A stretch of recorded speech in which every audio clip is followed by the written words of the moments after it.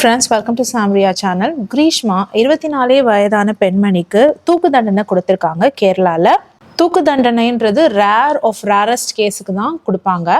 இந்த கிரீஷ்மா அப்படி என்ன பண்ணாங்கன்னு கேட்குறீங்களா? தன்னோட காதலனுக்கு ஜூஸ் மூலமாக விஷம் வச்சு கொன்னிருக்காங்க. அதுக்கு அவங்க முதல்ல கொடுத்த காரணம் என்னன்னா, பாய் ஃப்ரெண்ட் ரொம்ப அப்யூசிவாக இருக்கான், கெட்ட வார்த்தைகள் பேசுறான், அடிக்கிறான், இதனாலதான் அவனை நான் விஷம் வச்சு கொண்டேன்னு முதல் தரப்புல சொன்னாங்க. காரணம்லாம் கரெக்டா தானே இருக்கு, இதுக்கு ஏன் தூக்கு தண்டனை அப்படின்னு உங்கள பலருக்கு தோணும். இந்த சம்பவத்தை பத்தி நம்ம விரிவா பேசும்பொழுது உங்களுக்கே உண்மை புரியும். வாங்க வீடியோக்குள்ள போலாம்.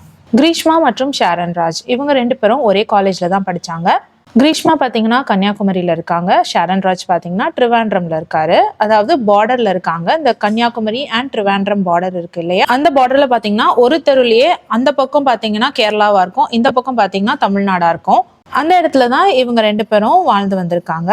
கிரீஷ்மா மற்றும் ஷாரன் ராஜோட லவ் லைஃப் கொஞ்ச நாளைக்கு நல்லா தான் போயிட்டு இருந்திருக்கு. கொஞ்ச நாட்கள்லயே கிரீஷ்மாக்கு ஷாரன் ராஜை விட்டு விலகணும்னு தோணிருக்கு. ஆனா இதுக்கு ஷாரன் ராஜ் சம்மதிக்கல. ஏன்னா ஷாரன் ராஜ் கிரீஷ்மாவை ரொம்ப உண்மையா காதலிச்சிருக்காரு. அது மட்டும் இல்லாம ஷாரன் ராஜும் சொல்லியிருக்காரு, நம்ம 2 பேரும் வேற வேற பார்டர்னு தெரிஞ்சுதானே லவ் பண்ணியிருக்கோம், இதெல்லாம் நடக்கும்னு தெரியும்ல, எது நடந்தாலும் பாத்துக்கலாம் அப்படின்னு சொல்லியிருக்காரு. கிரீஷ்மாக்கு என்ன பண்ணியும் ஷாரன் ராஜை விலக்கி வைக்க முடியல. இந்த நிலையில கிரீஷ்மாக்கு ஒரு ராணுவ அதிகாரியோட திருமண ஒப்புதல் நடைபெறுது. அதுக்கு அவங்களும் சம்மதிக்கிறாங்க. இந்த பக்கம் ஷாரன் ராஜா காதலிக்கிற மாதிரி பண்ணிட்டே அந்த பக்கம் பாத்தீங்கன்னா ராணுவ அதிகாரியோட என்கேஜ்மெண்ட்டையும் முடிச்சுக்கிறாங்க. முன்னாடியே தன்னை விட்டு விளக்க பார்த்தாங்க, அது நடக்கல. இப்போ என்கேஜ்மெண்ட் வேற ஆயிடுச்சு. ஸோ எவ்வளோ சீக்கிரம் முடியுமோ அவ்வளோ சீக்கிரம் ஷாரன் ராஜா கலட்டி விடணும். இந்த விஷயத்துக்காக ஷாரன் ராஜா கொன்னே ஆகணும் அப்படின்னு இவங்க நினைச்சிருக்காங்க.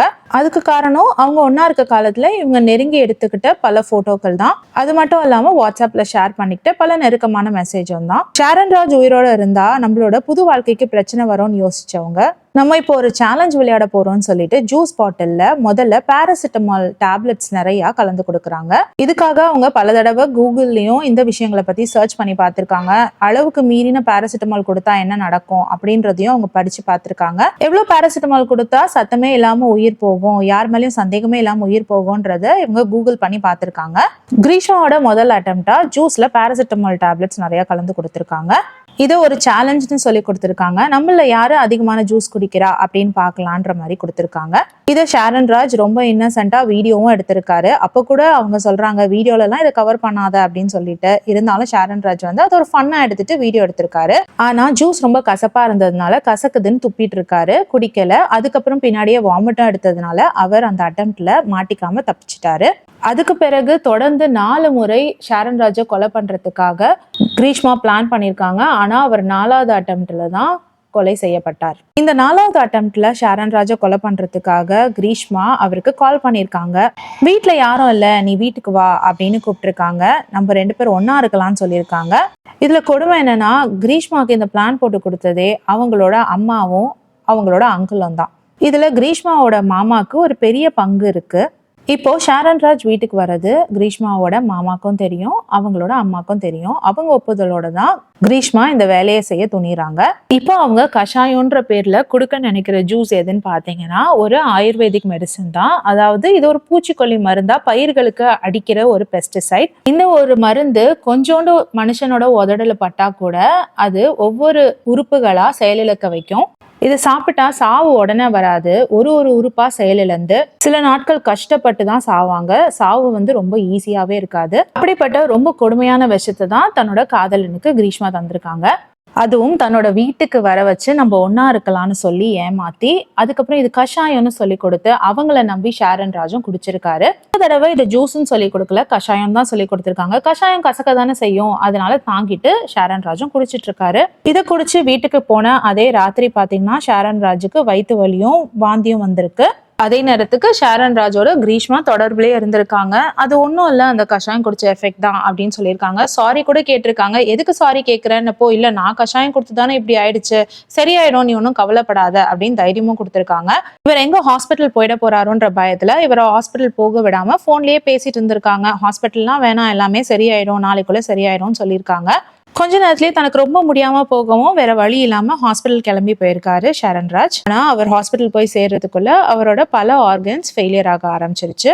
அதுக்கு பிறகு 11 நாட்களா ஹாஸ்பிட்டல்ல கஷ்டப்பட்டு தன்னோட உயிரை விட்டிருக்காரு. ஷாரன் ராஜ் சாகரத்துக்கு ஒரு நாள் முன்னாடி மெஜிஸ்ட்ரேட் போய் மரண வாக்குமூலம் எடுத்திருக்காரு. அதாவது சாகும் தருவாயில இருக்கவங்க கிட்ட வாக்குமூலம் எடுக்கிறது எப்பவுமே சகஜம்தான். அப்படி வாக்குமூலம் எடுக்கிறப்போ கூட ஷாரன் ராஜ் கிரீஷ்மாவை பத்தி எதுவுமே தப்பா பேசலன்னு சொல்றாங்க. ஆனா கிரீஷ்மா வீட்டுக்கு தான் நான் கடைசியா போனேன், அங்க ஒரு கஷாயம் குடிச்சேன், அதுக்கப்புறம் எனக்கு தெரியல அப்படின்னு சொல்லியிருக்காரு. ஷாரன் ராஜ் இறந்ததுக்கு பிறகு ஒரு சந்தேகத்தின் பேர்ல கிரீஷ்மா வீட்டுக்கு போயிட்டு இன்வெஸ்டிகேட் பண்ணிருக்காங்க. அந்த தருணத்துல தன்னை அரெஸ்ட் பண்ண வராங்கன்னு நினைச்சிட்டு கிரீஷ்மா லைசால் எடுத்து குடிச்சிட்டு இருக்காங்க. இவங்க அப்படி லைசால் குடிச்சு மரண படுக்கையில இருக்கும்பொழுது அவங்க கிட்டயும் மெஜிஸ்ட்ரேட் ஒரு அறிக்கை எடுத்திருக்காரு. அந்த தருணத்துல சாகும் தருவாயில உண்மையை சொல்லிடலாமேன்னு சொல்லிட்டு அவங்களும் ஒத்துக்கிட்டு இருக்காங்க. தான் தான் கஷாயம் கொடுத்து தன்னோட காதலனை கொன்னதா கிரீஷ்மா ஒத்துக்கிட்டு இருக்காங்க. ஆனா கிரீஷ்மா எதிர்பார்த்த மாதிரி அவங்க வாழ்க்கையின் கடைசி நாள் அது இல்ல. கிரீஷ்மா தன்னோட உடல்நிலை தேறின உடனே போலீசாரால் கைது செய்யப்படுகிறார் தன்னோட காதலனை கொன்ன குற்றத்துக்காக. இந்த கேஸ் பாத்தீங்கன்னா 2 வருஷம் இழுவையில இருந்து அதுக்கான ஆதாரங்கள்லாம் திரட்டப்பட்டு, ஏன்னா அவங்க பண்ண டெக்ஸ்ட் மெசேஜஸ், போட்டோஸ் எல்லாத்தையுமே கிரீஷ்மா டெலீட் பண்ணிட்டாங்க. ஆனா போலீஸ் சும்மா விடுவாங்களா? கிளவுட்ல இருந்து அவங்க டெக்ஸ்ட் பண்ண அவ்வளோ மெசேஜஸையும் ரிட்ரீவ் பண்ணாங்க. இந்த மெசேஜஸ்லாம் போலீஸ் கையில கிடைச்ச உடனே அது ஒரு பலமான ஆதாரம் ஆயிடுச்சு. இதனால கிரீஷ்மாவுக்கு பல தண்டனைகள் கொடுத்து ரேர் ஆஃப் ரேரஸ்ட்னு சொல்லுவாங்க தூக்கு தண்டனை. அப்படிப்பட்ட தூக்கு தண்டனையையும் கிரீஷ்மாவுக்கு வழங்கியிருக்கு கோர்ட். இதுக்காக கிரீஷ்மா தரப்புல இருந்து மேஜிஸ்ட்ரேட் கிட்ட ஒரு லெட்டர் கொடுக்கப்பட்டிருக்கு. அதாவது தீர்ப்பு சொல்றதுக்கு முன்னாடி கேட்பாங்க இல்லையா, அவங்களுக்கு ஏதாவது சொல்லணுமான்ட்டு. அப்படி கேட்கும் பொழுது இவங்க ஒரு லெட்டர் கொடுத்துருக்காங்க. அதாவது தான் வயசு இன்னும் ரொம்ப சின்ன பொண்ணுன்றதுனாலையும், ஏதோ நான் இப்படி ஒரு காரியத்தை பண்ணிட்டேன், அதனால எனக்கு குறைந்தபட்ச தண்டனையா கொடுங்க, அதிகபட்ச தண்டனை எதுவும் இல்லாம குறைந்தபட்ச தண்டனையா கொடுங்க அப்படின்ற மாதிரி ஒரு அப்பீல் கேட்டிருக்காங்க.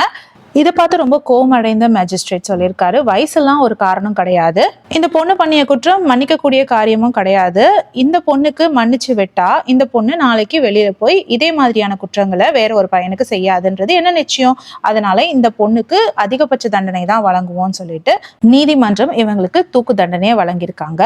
கிரீஷ்மாவுக்கு தூக்கு தண்டனையை உடனே நிறைவேற்ற போறது கிடையாது. ஷாரன் ராஜுக்கு தீங்கு விளைவிக்கும் வகையா விஷம் வச்ச குற்றத்துக்காக 5 வருஷ சிறை தண்டனையும் 50,000 அபராதமும் விதிச்சிருக்காங்க. கொலை செய்யறதுக்காக ஒருத்தரை கடத்துற குற்றப்பிரிவின் கீழே 1,00,000 அபராதமும் 10 வருஷ சிறை தண்டனையும் கொடுத்திருக்காங்க. இதோட ஷாரன் ராஜை கொலை பண்ண குற்றத்துக்காக 2,00,000 அபராதமும் தூக்கு தண்டனையும் விதிச்சிருக்காங்க. ஸோ மொத்தமா 17 வருஷம் இவங்க சிறை தண்டனை அனுபவிக்கணும். அதுக்கப்புறமா தான் தூக்கு தண்டனையை நிறைவேற்றுவாங்க. இது வரைக்கும் இவ்வளோ சின்ன பொண்ணுக்கு தூக்கு தண்டனை கொடுத்தது இதுதான் முதல் முறையாகும். இந்த ஜட்மெண்ட்டை ரொம்ப சரியான ஜட்மெண்ட்னு கேரளால பல பகுதியில கொண்டாடிட்டு இருக்காங்க. ஆனா இன்னும் சில பேர் கொல்கட்டா டாக்டர் கேஸ்ல கொடுத்த ஜட்மெண்ட்டை இதோட கம்பேர் பண்ணி பேசிக்கிட்டு இருக்காங்க. அந்த கேஸ்ல முக்கிய குற்றவாளியான சஞ்சய் ராய்க்கு சாகும் வரை சிறை தண்டனை கொடுத்திருக்காங்க. இந்த ஜட்மெண்ட்டை எதிர்த்து அங்க வேற லெவல்ல போராட்டமும் நடந்துகிட்டு இருக்கு. தன்னுடைய காதலனை கொன்ன குற்றத்துக்காக கிரீஷ்மாவுக்கு மரண தண்டனையும் சஞ்சய் ராய்க்கு கொடுத்த சிறை தண்டனையும் பத்தி உங்களோட கருத்து என்னன்னு சொல்லிட்டு கமெண்ட் செக்ஷன்ல சொல்லுங்க. இந்த வீடியோ பத்தின கருத்துக்களை பதிவிடுங்க. இந்த வீடியோ பிடிச்சதுன்னா please like, share and subscribe. வேற ஒரு வீடியோல திரும்பவும் மீட் பண்ணலாம். Until then, it's bye from Jemima.